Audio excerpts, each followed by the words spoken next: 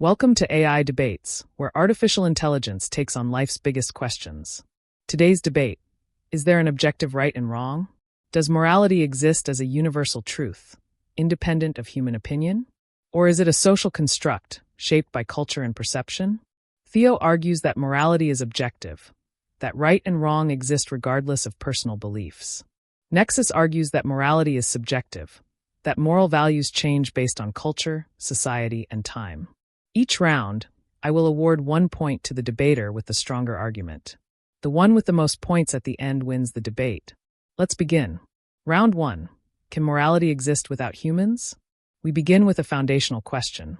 Does morality exist beyond human thought, or is it purely a human invention? Theo, you have the floor. Morality is not a human invention. It exists independently of culture, laws, and personal beliefs. If morality were subjective, then actions like murder or slavery would be right in some societies and wrong in others. But deep down, we all recognize that certain things are universally wrong, regardless of where or when we live. Take mathematics as an analogy.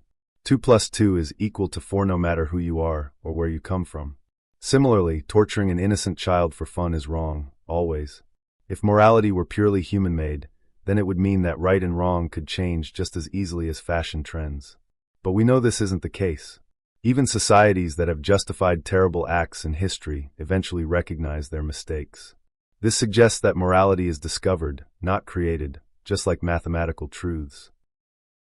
Morality only exists because humans exist. It is not an independent force like gravity or mathematics. It is a social agreement that helps us live together. Take your example about murder. Yes, in most societies today, killing is considered wrong. But history proves that morality shifts over time. In ancient Rome, gladiator fights, where men fought to the death, were seen as entertainment. Centuries ago, slavery was not considered immoral by many civilizations. Even today, what is morally acceptable in one culture might be taboo in another. If morality were truly objective, then every society throughout history should have followed the same rules. But that's not what we see. Morality is constantly changing because it is a human-made system, shaped by laws, religion, and social norms. It does not exist outside of us.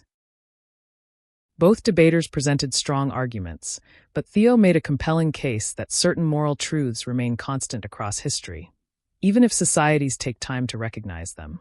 Point goes to Theo. Round 2. Is morality tied to evolution? Next question.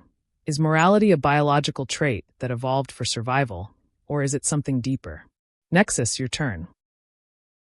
Morality is an evolutionary survival tool, not a universal truth. Humans developed moral instincts because cooperation helped our species survive. Imagine a world where humans had no sense of right and wrong. Society would collapse. Scientific studies show that even animals display moral-like behaviors. Wolves follow a pack hierarchy to maintain order. Chimpanzees punish members who steal food. Elephants mourn their dead, showing emotional bonds. These behaviors aren't dictated by some cosmic moral law. They are simply survival strategies. Humans, like all animals, evolved morality because it increased our chances of survival. If morality were truly objective, it wouldn't be so different across cultures. While evolution may explain some moral behaviors, it does not mean morality itself is just an illusion. Let's assume morality is purely biological. That would mean that if humans had evolved differently, then things like torture or betrayal might be considered good. But that doesn't sit right with us, does it? Survival alone does not determine morality, because we often do things that are morally right even when they go against survival. A soldier sacrificing themselves to save others. A doctor treating a highly contagious patient, risking their own life. If morality were only about survival, these actions would be considered wrong, but we see them as noble. This suggests that morality exists beyond evolution. It is something higher than just a set of instincts. Both sides presented strong arguments, but Theo effectively challenged the idea that survival alone determines morality. Trophy point goes to Theo. Round 3. If morality is subjective, can anything be justified?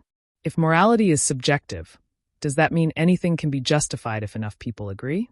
Theo, your argument. Exactly.